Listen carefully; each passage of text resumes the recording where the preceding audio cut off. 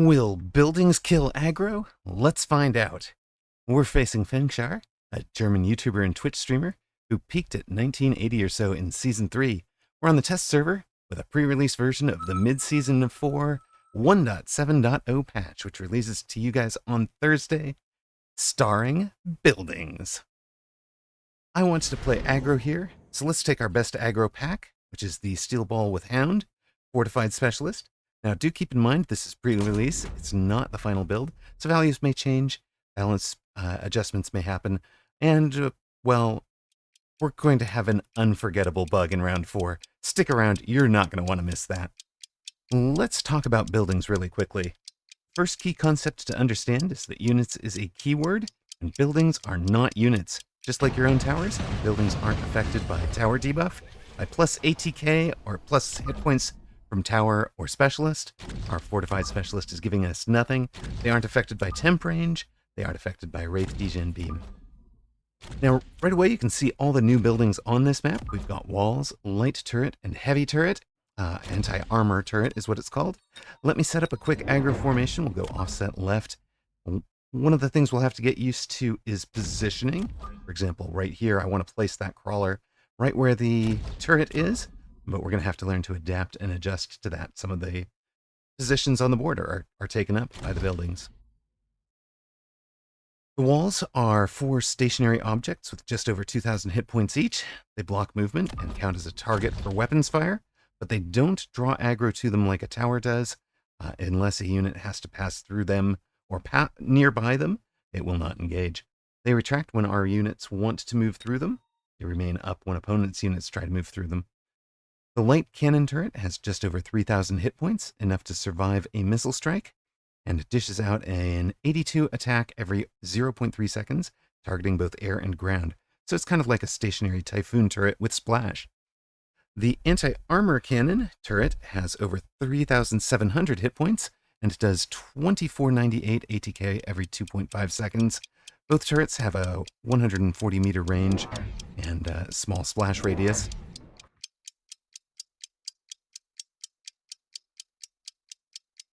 Fenxar is a little bit offset on our right, and that means that at first, it doesn't look like our left side turret is going to help with the attack at all. It's not in range of opponent's barriers. And, right now both sides are fighting. In fact, we're fighting under opponent's turrets. He is not. But eventually, some of these crawlers come around and try to join our left side attack. You can see our turret gets engaged. It's completely emptied out its ammunition, has to pause firing, and to reload when the ammo is completely depleted. We'll get through to the left side tower while Fenxar's more evenly split army is stuck on our barriers. And if one of our steel balls will take that second tower, please. Yes, smart, get over there. Good job. That means we should win round 1. This map features buildings set up with mirror symmetry. So our anti-armor cannon is directly opposite Fenxar's. Our light turret is directly opposite his. But you will have, not all that maps will have that look. We'll have asymmetric maps too. Round 2, let's subsidize our main aggro unit, buying 2 more of them, and stretch that front line out. I want to go all the way out to the far wall there. Now, after a couple of games with Fenxar, I'm thinking about positioning, right? Just kind of measuring here. But I'm actually thinking about a sentry missile with our last 50 to show you something cool, which is that the sentry missile will overfly the barrier and can hit a turret. So we're going to explore that for a moment here. That wouldn't do it. That probably would. This one's much more exposed, but in the end, I decided not to do it. Actually, you know what? Let's take another Hound instead of this steel ball over there. And that should get us started. Now remember, even though we're fortified specialist, our walls are no stronger than Fenxar's. We will just level up one of the towers. I've noticed Fenxar has a tendency to do a lot of flanking in some of the other games I've played with him, so we'll keep a watch for that. Round 2, he's fortified his left side, but it still feels to me like the round is going pretty well. on the right. We're going to clean up that chaff. Gotten steel balls through to the saber teeth. We'll get in on the turret on the left side. We'll get through the left side tower. I'm definitely worried at this point about not having anti-air, aside from our one light cannon turret. But, you know, we've also not bought air of our own, so yeah, it's kind of a wash right now.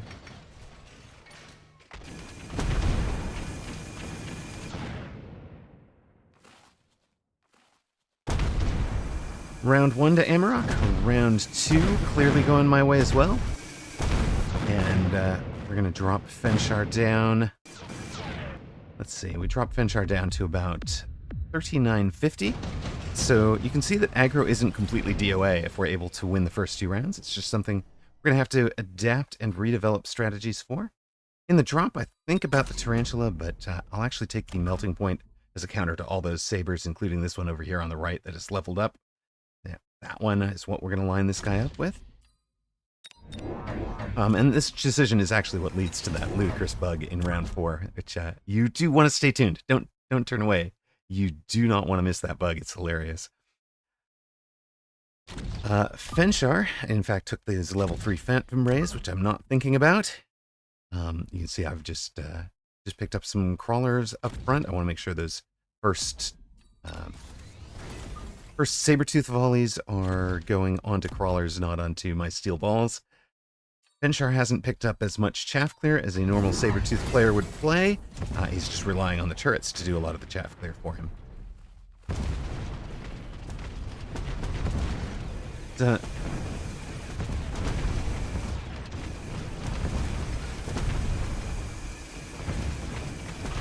some pretty good locks on the right side.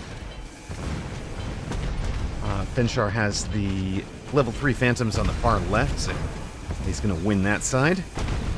Looks like our chaff clear is down with these Mustangs causing some problems on the right. It's worth pointing out here, 2,030 hit points for the defensive wall, not affected by my fortified specialist, and worth mentioning the breakpoint. That is going to require 2 shots from a Sabertooth side cannon. That will show off one thing, though. Turrets are not units, so the round ends as soon as I lose my last unit. That turret on the left did not get to finish off one of the Phantom Rays. The round ends immediately. Round 4 is our epic bug, and it starts with me taking Steel Ball Prod to give to that Melting Point on the right. I'm around late taking Mech Rage on the Hounds, so I want to do that basically immediately.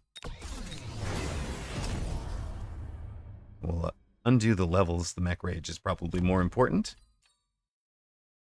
Do the Mech Rage first, level up 2 of them, and take 2 crawlers. That makes good sense. Now, this is where it gets wild, okay? But let me remind you, this is a pre-release build, so we do occasionally get some bugs. Sometimes something's in Mandarin, sometimes something is unbalanced, and sometimes you get something completely borked or almost inexplicable. But look, trust me, they're always fixed by release. This is why you guys aren't playing on the test server. This is why the build wasn't ready for release at this point. I'm including this game first because I think the bug is hilarious and that you guys will enjoy it, and second because the game really does showcase a good aggro versus standard matchup, one that you guys are probably seeing in the meta with Steel Ball and Hound aggro into a Sabertooth defense.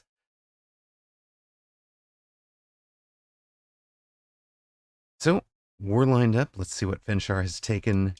Just range on the Mustangs. More Mustangs. He's still completely ignored chaff clear, except for 1 pack of Hounds now very late in this round, which just relying on the... There's the second one even. Relying on the turrets to be the chaff clear. And we didn't answer the Phantom Rays at all. We're just going to hope to do a little bit better on with the chaff clear being more important.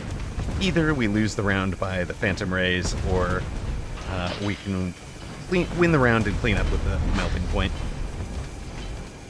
We're pushing through on the left side. Looks like we're going to take the left side tower. Boom. Take out the right side turret. Of course, the turrets are not debuffed by the tower debuff, but it was locked onto by a steel ball. Now we're pushing through on the right. We're going to take the right side tower, and it looks like our Melting Point should handle those 3 Phantom Rays no problem. Melter turns to walk towards the rays. The wall is in the way, so it locks on. Wait, what? It won't die. Oh my god, what? That wall is immortal. The rays are gonna win this round. Seriously? Come on. How many hit points does that wall have to have? We haven't even moved the bar. The Great Wall of Fenxar.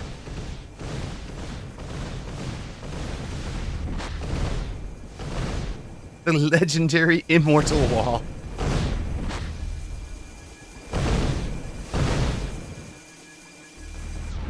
Wait, what?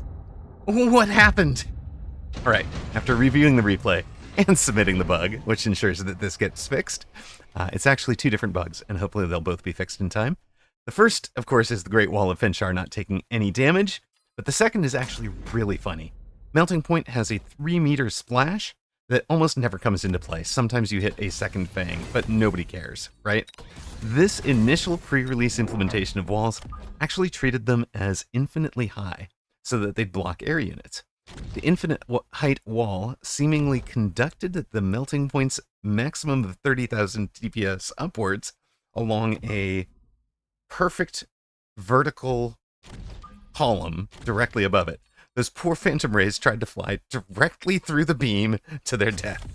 But, okay, moving on. We've taken a stonks module. Let's stonk through a... Oh, we bought a second melter. We've undone a couple of things. Where are we? What are we doing here, Emma? All right, we're going to stonk through a steel ball. Sure. Makes good sense. Level the other one on the right. Probably level the melter on the right. Good. Level 2. Probably. Still thinking a new melter for the left side.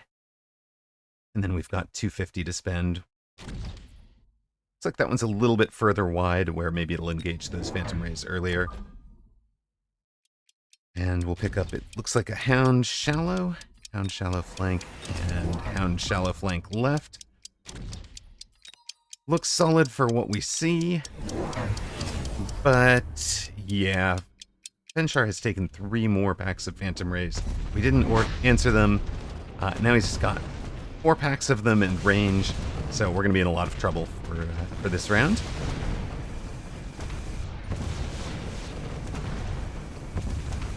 We're also really vulnerable to wasps.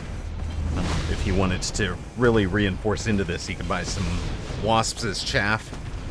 We'd be really stuck on those, while the wasps chaffed any anti-air that we could get in order to protect the Phantom Rays. We do get to the left side tower. Good work. Now we're working on the left side Phantom Rays. Maybe it's not hopeless.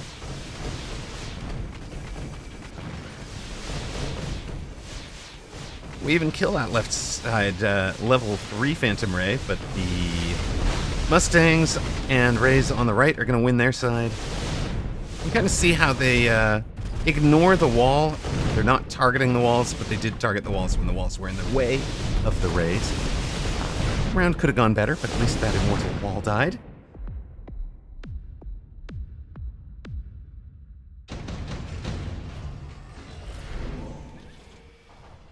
Rays Bear-like, here is our answer to those Phantom Rays, or we're going to get 4 Farseers and give them anti-air right away. Boom, boom, boom. One more. Yes, please. All praise the Great Bear. Sometimes the bear giveth. And it would be really rude to not accept. I'll put 2 in flank screening positions and 2 up front with the main push. We're at 5 rounds in, and the game's at 3,500 hit points apiece. But I think this drop and buy should really turn it in our favor again. Even if Fenxar did take the wasps, I feel like I was trying to use them as a aerial chaff unit to screen. I feel like the Farseers would be in really good shape here. Let's switch this up a little bit. After thinking it through a little bit more, there were level 2 rhinos available in the drop. I decided to rethink who is in the flank screening position. Again, it's just from playing Fenxar a bunch of times. I've noticed he has a big flanking tendency, so we'll see.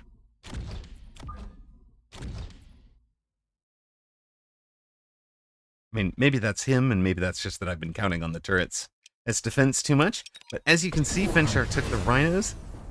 Here, we're gonna... The level 3 is obviously gonna take it on the left side, but...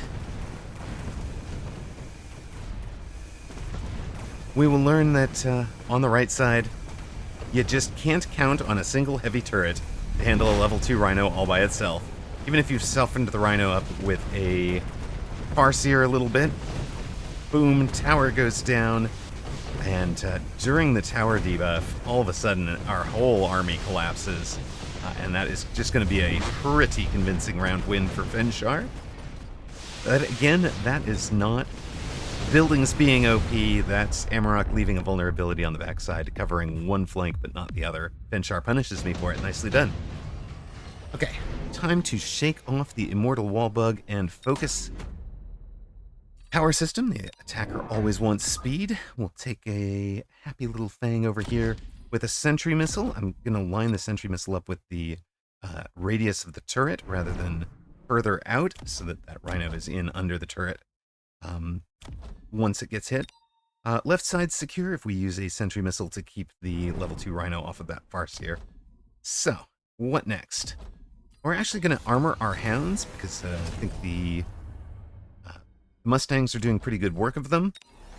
We'll take range on the steel balls. And I guess a crawler. Wait, no, wait, we have perfect money for 2 crawlers, temp range and speed. And I feel like this ought to go much, much better for us.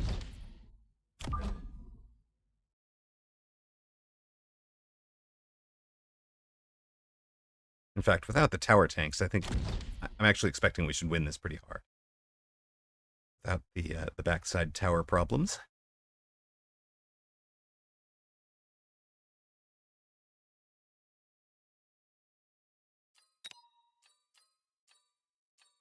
One thing I'm pointing out there, you saw the unlock cost briefly on the Titans. If you hadn't seen that, Titans no longer have an upkeep cost.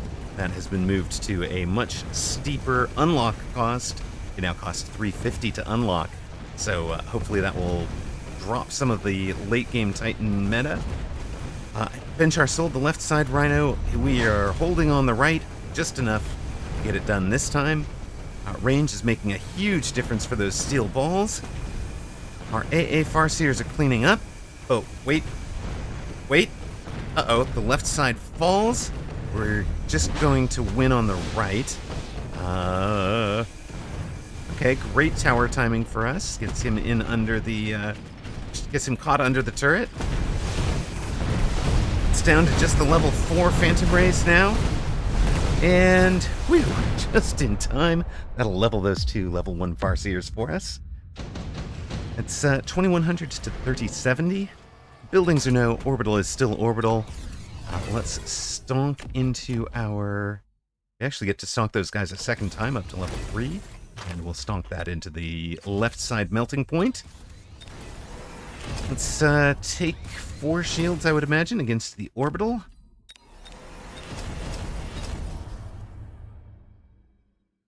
See a spell, play around the spell. That's not going to change even if you're on the test server and just wanting to test out the buildings.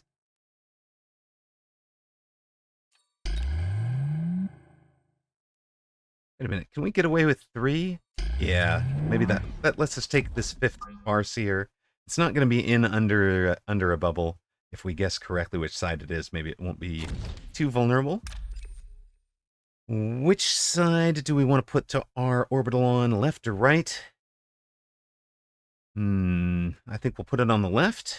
And no, we're shy the sentry missile for that rhino that was so important last time. Hopefully... Well.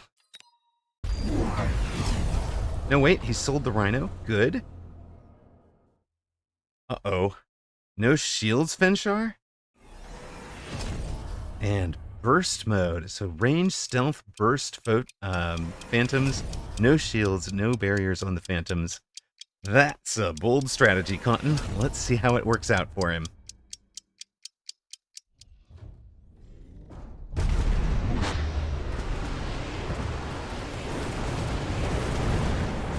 Ooh.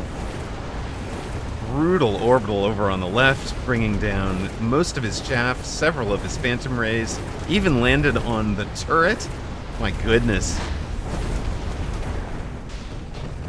This time, we're definitely winning the left side. Once we get the tower, we're going to clean up on the right side. And man, that is going to be a lot of damage. He's got 3,000 hit points. I don't think it's going to be lethal, but what is that going to be?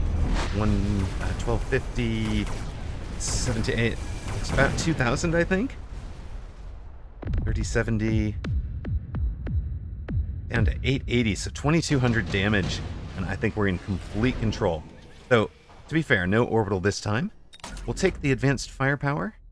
I think add burst mode for the Farseers. Sure. Levels across all of the hounds with both mech rage and the armor. That's going to make a big difference as well. Let's, we've got 2 deploys. Let's add 1 more Farseer, I think. And give a happy little shield for those guys in the middle. Range and speed. Now what? 300 to spend. We could loan if we wanted another giant. We've got to deploy. You know, we could do another crawler and a steel ball. And then just not even have taken the loan.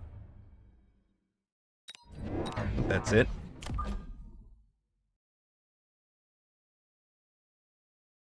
We could loan for this Farseer level on the left. That level 1 Farseer there. I gotta figure out where I'm putting the firepower device. Checking how much damage each Farseer did right now to see who wants it. Like, I think I can loan that for that guy that did 25,000 and give him the device. But no, we're running out of time. We'll just put this over on the far right in the flank screening position, just in case. He's trying Vulcans, but I think it's a couple of rounds too late for that, especially with level 2 steel melters and all those steel balls coming in. You can see how little the walls matter this late in the game. We just have so much damage. We're already through onto the turrets. Basically, the only thing the turrets are doing is cleaning up some of our early crawler waves now. We're locked onto one Vulcan and the other Vulcan. Down they go. Down goes the left side tower. Down goes the right side Vulcan. And down goes Fenxar. Now, it's just one game, but let me put it this way. Reports of Aggro's death seem to be quite premature. In fact, I kind of feel like buildings helped the Aggro player here. I don't have to devote as many valuable deploys to flank screening, and the deploys that I do have in the back are much further forward, since I want my flank screens to engage under the turret's guns. I don't really want those very far back corner crawlers that hold a flank attack fight as far away from my turret or tower as possible. I've recommended to the team that they consider some turret deployments that are behind the towers in like a flank screening position, like a turret directly behind a tower or right up next to the tower might protect against aggro from any position, but especially against something like the cult Rhino Wasp flank, something like that. You know, and the anti-air one, especially having it be positioned where it can cover a cheesy air flank in the late game could be really, really valuable to people.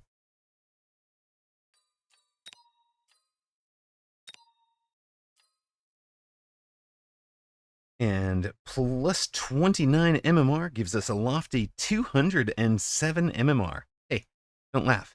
That's top 5 world on the test server. This is Amarok, your voice of Mechabellum. Thanks for watching this one with me. This has been the 1.7.0 patch coming live on Thursday with the mid-season 4 release. Thank you for watching. If you've enjoyed, please don't forget to like, subscribe, or tell me how horribly wrong I am about buildings in the comments below.